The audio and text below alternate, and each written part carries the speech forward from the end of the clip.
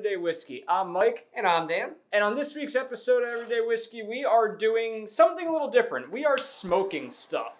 By what I mean is I bought this nifty device. It's called SmokeTop. You can find it on Amazon. We were introduced to this by Garden State Distillery. Thanks, Rick. Thanks, Ryan. Thanks, Dan. Really appreciate it. Thanks for the hospitality the other night, too. You guys are always a blast. And basically what you use this for is it's a device to add smoke to cocktails and bourbons. Smoke? Yes. Smoking a pancake? Smoking a pancake? We're going to get canceled. Can't say those lines anymore. No. It's only copyrighted if you do like the whole entire bit. Okay, good. That was only half the bit. So anyway, what I did, I went on Amazon, I found the SmokeTop. Dude, you cannot hold on to this thing to save your life. This is take two, just so you know. And the first one, he dumped the wood chips onto his own lap. All right. So what you get with the $70 package is you get a variety of different chips: maple, cherry. You do not get the lighter. Hickory, oak. No, you do not get the lighter. That you get, or the glasses. That I just bought separately. Dan had the glasses. But anyway, we decided we were going to add some smoke to several different bourbons. Some you may think and whiskeys, not just bourbons. Some you may think should be smoked. Some you probably think shouldn't be smoked or shouldn't have any more smoke added. Yes. So, with saying that, let's start smoking. Yeah, let's do it. All right, whiskey. So first up, the Redbreast. Redbreast 12. There you go, Will. Eat your heart out, buddy. We're going to do hickory for that, right? Yeah, hickory. All right. So we couldn't think of which one would use hickory better. Yeah. Because we had ideas for the other ones, solid ideas for the other ones. This is the only one where we kind of just like load us up with oh my god, this is on tape. Okay. Again? Yeah. Load us up with some whiskey. I'll load us up with some hickory. Now I'm almost out. The trick to this is son of a bitch. The less wood chips you put in this, and I'll try and zoom in here. The more smoke. Yes, the more smoke. So you don't need to fill this thing to the brim. You only need a couple pinches there. You could kind of, without dumping it all over, you could kind of see in there how it is. Yeah, you only need to fill, you just need to cover up the vent. That's really it. Yeah, that's really all you need to do. All right. Put the device on here. Let's take the S400 here and smoker. That's a good old S400. Sandico. Sandico S400. Oh. Okay, we're about to get freaking camera for that. Cool. And apply fire. Oh, shit. Okay. There we go. Smoked. And now, you let this sit. Just let it settle a little bit. That's really it. Maybe like 10 seconds probably. It smells really fucking good. So while we let this smoke, Dan, let's talk about the Redbreast a little bit, you know? Yeah, so why not? This is probably my favorite, obviously not price point wise. In New Jersey, this goes for about $70 a bottle now, $70 to $75 actually. So, but as far as palates for beginners go, this is a very traditional Irish whiskey palate. Yes. It's very easy drinking, it's very approachable. This is a lot of Granny Smith apple and a very nice cherry blossom finish. So it's really representative of kind of what your Irish whiskey should be tasting like. You're not going to have any outrageous flavors, which will be good to somebody who is just getting into it. You don't need to be trying Method and Madness or your Dingles or anything that's kind of oddball. Good stuff. No, one of my favorites, also our buddy Will is a supplier for it, so I'll always, we always try to support our friends out there, including Garden State, Will. But before that, definitely one of our favorite products still. Yeah, and like Dan said, it's a little pricey. It is, but if you really want to get an exceptional Irish whiskey, start here. Just bite the bullet. Buy once, cry once. That's the famous saying. Yeah, exactly. So, I like that. I never heard that before. Buy once, cry once. All right, I think we're good to go. Good. So typically what you would do in this is when you have your cocktail and or your bourbon, and they do recommend just smoking any liquors. You would just drink it out of the glass as so. And what that does is the smoke actually clings to the side of the glasses too, which is why I have 4 separate ones. So you'll get more enhanced flavors.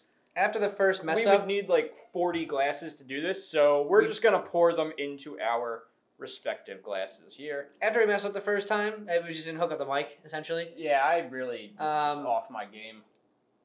We figured out that using the same glass to smoke every single one of them would probably be an issue with flavoring. Yes, a big issue. So, yeah, that's where we're at with that. This will be our dump glass. Again, I said this the first time around, but I'll say it again. It's almost nice. I'm trying to get that shit out of there. Jesus Christ. It's almost like if you're roasting marshmallows. It's Yes. like it's just the same Yeah. what's the word I'm looking for? Nuance, I guess. Yeah, the same nuance, the notes, whatever. Yeah. All right. So this one smells nice. And But this whiskey's so light, like even in color, it's very light that kind of whatever you put into it, it's gonna take that on. Ooh, very this easily. is a lot better. The second time around, this is better. A lot more hickory on there. Ooh, and It it's almost changed it to a bourbon. yeah. Well, that slight smoke note, though, I don't know. It's almost like a very light, like I said, upper Highland Scotch, where where you get that little tinge of peat, you know, and like obviously upper Highland Scotch, you're gonna have a little brine too, minus the brine, but that little underlying tone of peat or smoke is really nice, and it really adds some balance and character to it. I like it. So it really gives it just a bigger. Irish whiskeys are always generally really light. A lot of people recommend if you want to get into whiskeys, start with Irish. They're very easy to get into. So this makes it more bold. Yeah, definitely a little more bolder. Like maybe for somebody who thinks the palate on this is a little more mundane, this kind of brings it. You know, it gives some life to it, some pizzazz. Yes, for sure. And but we asked this question last time, and like maybe Mike put a big yes or something on the bottom. But does it smoke? Yes. Yes, and maybe most definitely. Yeah. All right, so I'm just gonna wipe this out a little bit. All right. Dan, what are we going to do? Well, actually, I'll introduce the next bottle as you set up for the next bottle. Yeah, because this was your pick. This was my pick, and I have reasons for it. We're going to... There we go. Jesus Christ! I just shouldn't touch things tonight. You are freaking like butterfingers to the max. I don't know why. Anyway.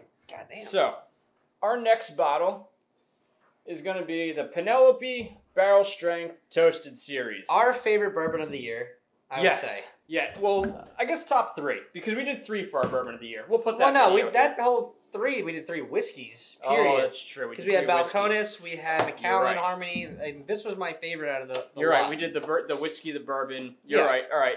Either way, I'm still gonna put the video up here. Yeah. Either way, it was a good video. It was. It was a fun video. We are gonna do oak for this. So we're just gonna double down on the oak factor of this bad boy. Which either way, I think a little like it's already a toasted barrel they're using.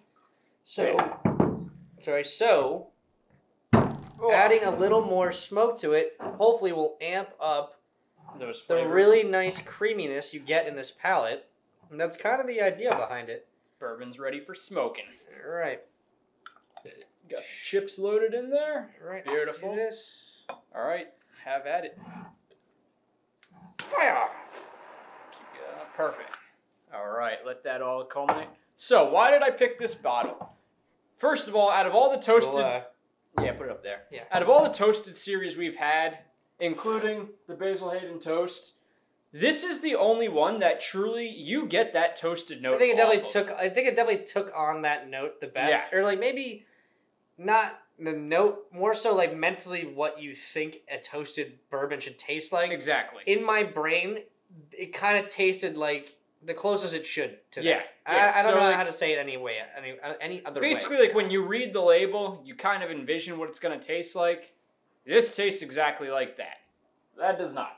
A couple others we've had do not. They're that was very light. like, I think the Basil Hayden Toast, even though I do like it, it tasted good.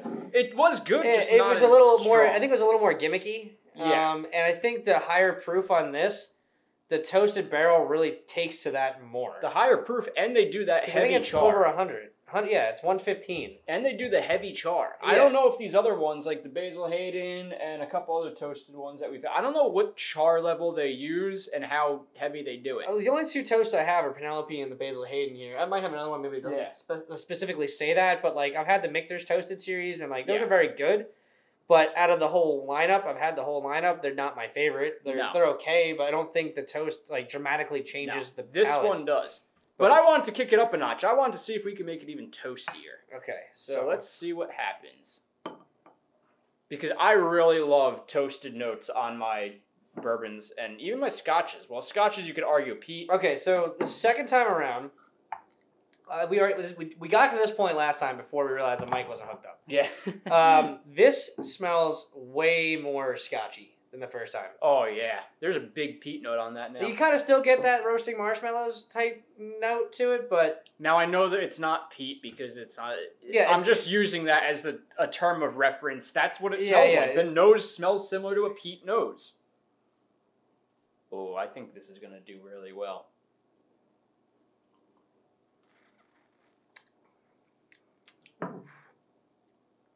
Wow. Oddly enough, I taste it's like citrusy. A little bit of citrusy, but heavy smoke. Well, yeah, obviously, like I said, we're directly smoking it. Like, it doesn't taste we're smoky. smoking a smoked bourbon. Yeah, so I don't... Toasted bourbon. I think it should probably... Here, we'll get the smoke top. Yeah. Out. I'll dump this. That worked surprisingly well. This is very nice. This is a... I'm not saying I do this every time, but, like, once in a while, just to, like, kind of, like, have a little fun. Like, this change things up a bit. My finger's going to be black by the end of this. That's okay. I think it worked well. It tastes very much like that first fire you light on a cool fall night to kick off the season. It's either that or it's the first spring fire. Yeah. It's like 50 degrees outside and it's like no wind. Light a fire. And it just hits amazing. Just right. It tastes like it smells like just. Yeah. This is what I'm here for. This is great. This is fucking. This is very phenomenal. nice. Sorry, I dropped the F-bomb, but it deserves it. Yeah, first one actually. Yeah, so will it smoke? Oh. Yes, it will. This will smoke. Very much so. I think we're only going to get one no out of today. Probably. So, all right. Let's give these a quick wipe. But you never know. Get that out of here. All right. So, what should we do next? And thank you, Tony, for these glasses. We use these on pretty much every show. We do. They're phenomenal glasses. 46, yeah, right? So, next will be my go-to bourbon. All right, so we did that, that. And we're doing maple on this cherry. one? We're doing cherry. We're doing cherry. Yes. I know why. We'll explain why in a minute. Yeah, I'll explain why in a second. So, Maker's 46 is my go-to bourbon. It's not my favorite bourbon, but it's my bourbon that I drink when I don't know what to drink. Yeah. And it's the first bourbon I ever had that... Oh, this is a new bottle. I don't know. Can we argue... This is a new bottle. Can you argue your go-to is your favorite? Like, I know we don't ever say that, but like... I don't have a favorite, so it's kind of hard for me to like... think, like, my go-to might actually just be my favorite. Hold on. Perfect. Pinch of wood. Got it.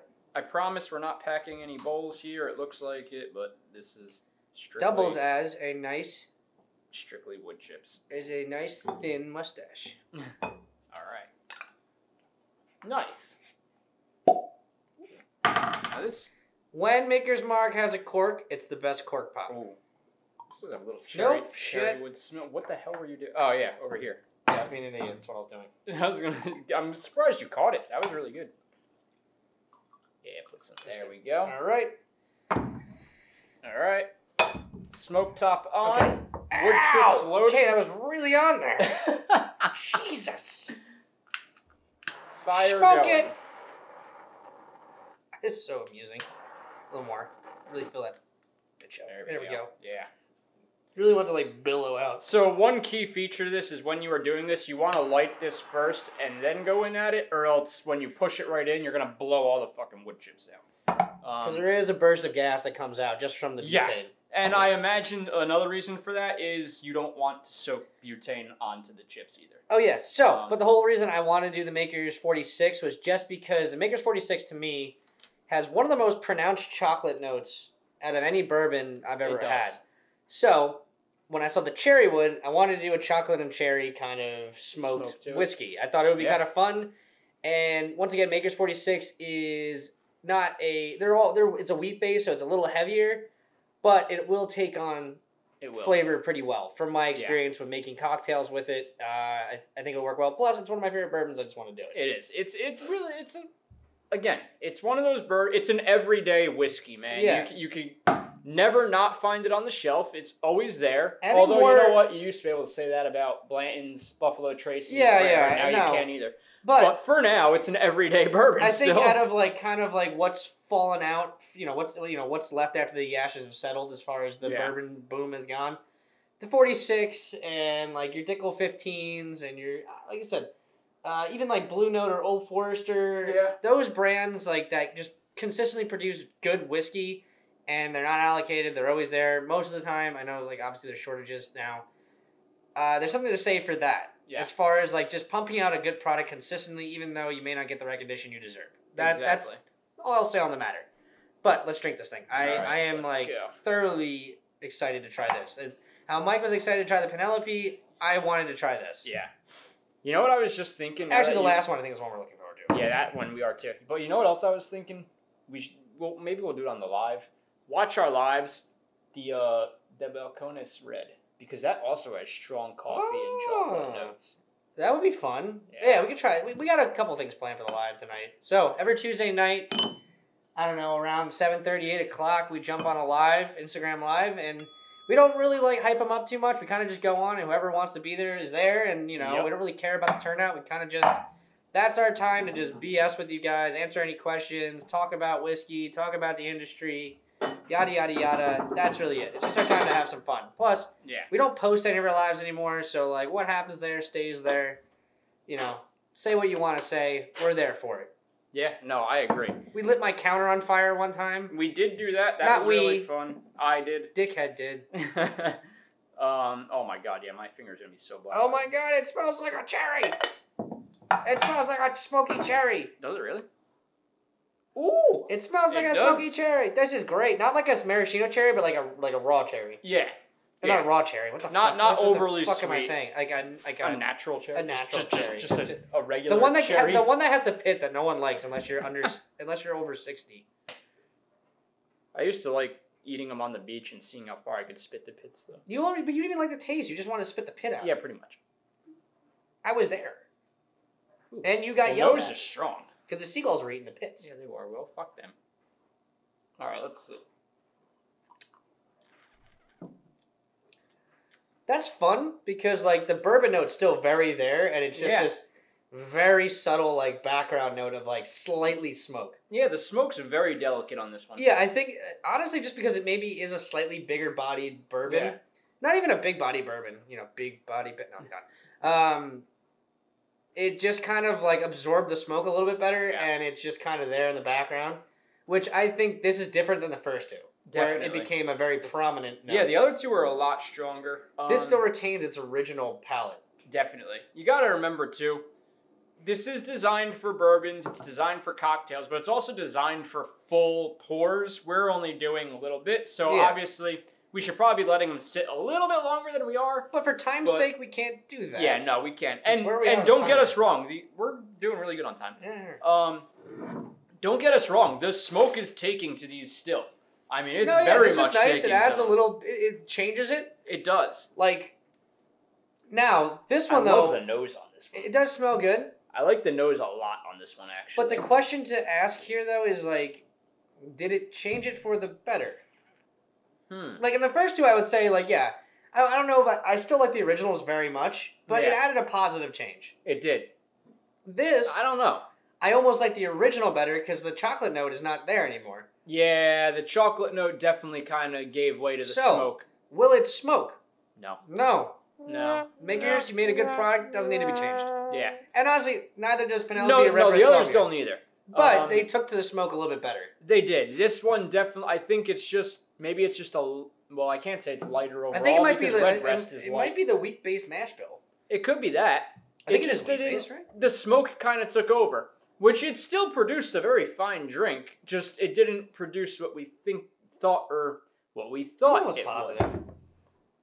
If I'm wrong, I'll put it in the comments, but I'm almost positive that Maker's Mark, the 46, is a wheat-based mash bill. Yeah. Or it's a wheat and mash bill. All right. We got one left. This one's going to be... I haven't opened this bottle since the last time we ate cereal with it.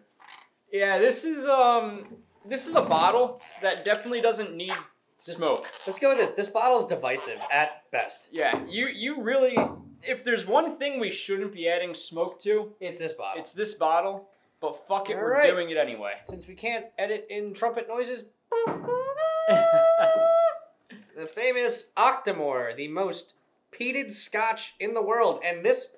I think Hold this it is up to the camera. Show everybody. The 11.3. This is the 11.3. And the 11.3 had 194 parts per molecule of peat. Yeah. Which means nothing to most of you. But to Mike and I, that means it is actually the most, as of 2020, it's the most peated scotch in the world. That we've had. At that point in that release. at that point that we've had. And I kid you not, when you nose this bottle, I mean, you might as well just stick your friggin' head in a fire. We have gone through. Yeah, I've actually drank a lot of this because it's good. I like peat. I like it too. It's just one of those things where like I get one out of 20 people like this. Yeah. So what are we doing with this one? Maple? No, maple. We want to add. I want to try a little something sweet with this. Yeah, let's see if the here. Where's the you here? Do the honors there. Yeah. Where's the maple? Right here. I just want to wipe this glass out. I don't know. We didn't use it. No, it's the bottom. It's just the bottom. The bottom had dust on it. That's why. I was gonna say like, wait, we didn't use this. Really want to amp up the flavors. I'm gonna add a little more wood chips because you've seen the smoke. I want to see what happens if you add more wood chips. If it adds more flavor. Does that make sense? No, that does make sense. I don't know how this thing works, but I get maybe not because less chips equals more smoke, which equals more flavors. All right. Well, I packed it pretty tight. I don't know. Whatever. I didn't go all the way up, but I packed it. We're packing a bowl here. All right. Here's the lighter. Put it up front. Fire! Nope. Aim it. There you go. All right. Hold on. That might be good. We don't want to overburn them. All right. Cool. That looks so good. I love watching this. It's very it looks like a beer from this point. The maple smells delicious. I like the smell of that. The mixture of whiskeys that are going on in my stomach right now are just, they're not having it. This is like. So anyway, it's there. The 11.3. What can we say about the 11.3? So, like I said, 194 parts per molecule of peat. It's a crazy whiskey. It's a crazy whiskey. So, it is made by Brook Lottie. So, Brook Lottie is a distillery in Islay. Shit. I believe at this point, Jim McEwen was the master distiller. I think his name's Jim McEwen. But either way, the master distiller at this point was a legendary master distiller. He's since been retired. Yes. Brook Lottie makes some of the most famous scotches in the world, and their Port Charlotte, their dark arts, black arts, dark arts. I'm sorry if it's wrong. I believe it's black arts. The Octomore series, their non-peated series for an Islay making a non-peated scotch is kind of crazy. But so for the Octomore though, the 11.3 I actually gave it away to somebody. Oh, I was gonna say we were gonna show it to you, but so the actual Octomore series is so special because it's probably one of the rarest bottles in the world because they only make 18,000 for the entire world. I'm actually buying an actual rare bottle to talk about off camera. Okay. But so there is a separate entire farm and section in the distillery for the Octomore. I know where I can get one of these. Yeah, actually. it's probably not for cheap either. Pretty standard price, I think. So they have their own. I just haven't pulled the trigger yet. Yeah, so there's their own barley. The barley they source for this is from its own farm. Everything from Octomore is separated from the rest of Brook Lottie's operation. So it's all in house. It's technically like single barrel, single distilleries, single everything. It's a proprietary. Like I wanted this bottle forever, and I just said screw it, and I bought it. Yep. And it is an amazing bottle, but to like 95% of people, it's pretty freaking rough. It is. So when people say you need an acquired palate for scotch, this is what they're talking about. All right. This is like you really do need a acquired. The maple smells really good. I know the maple does. Babe, do you smell the burning wood from over there? All right, that's good. I do like the maple smell. I like that a lot. Okay, that's you. Oh God, this is gonna be really good or really freaking bad. Yeah, I don't know how this is gonna work out right now. Bang that bitch out. It's the last one. Yeah, so we'll just leave it. Label out. Put it up there. Label out so everyone can see. Here's a little merchandising shot for anybody from SmokeTop who wants to screenshot this. Yeah. Let's give it a little shake. Oh, still peaty. Woo! It's still there. It got real strong now. Oh my God! I don't know if this needed to have any more smoke added to it. This just smells like a raging house fire. This just smells like it smells like you burnt the distillery down and then just poured something out of a barrel. This is like if you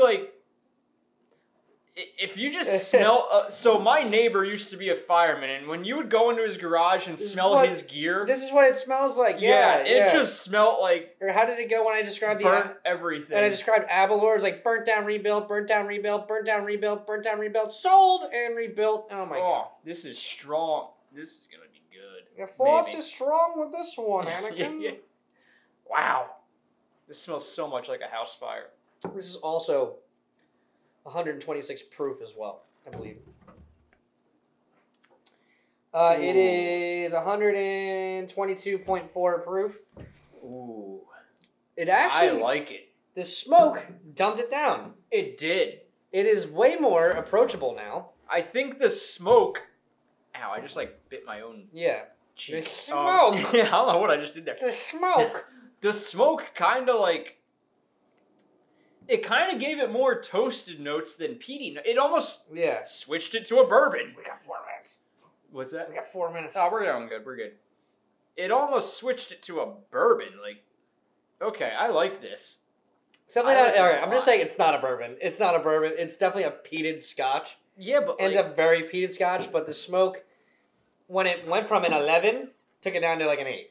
Yeah. So, the one I thought was going to be a no. Will it smoke? Hell yeah. Hell yeah, this is fucking good. I like this a lot. If you want, you could put the Octomore and cereal episode up here if you can find it. Ooh, yeah, I don't know if I could find that one. That one's way Didn't back. we do that? No, we did it was last year. No, we did that in an episode. We did? Will it cereal? That was an episode. Yeah, and you know what? We did. Mike and I are good Mythical Morning fans, so yeah, some of our ideas we do derive from that show. Thank you, Rhett. Thank you, Link. Please don't copyright Please us. don't copyright us. We love you. So, at the end of it... God. I actually really liked it. I'm sorry. This came out good. For time's sake, we're going to wrap it up right now because this is going to be another freaking 30-minute episode.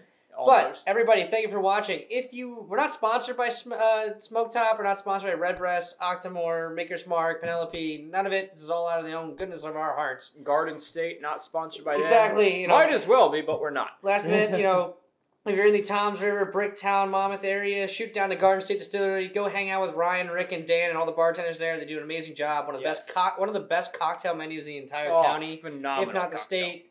Go hang out with them. Check out a SmokeTop. Yeah. Really cool, awesome little apparatus. I'm a big fan. I love it. I can't all week long. I'm gonna be using this fucking thing. But everybody, drink safely. Cheers. Cheers. Have a good one.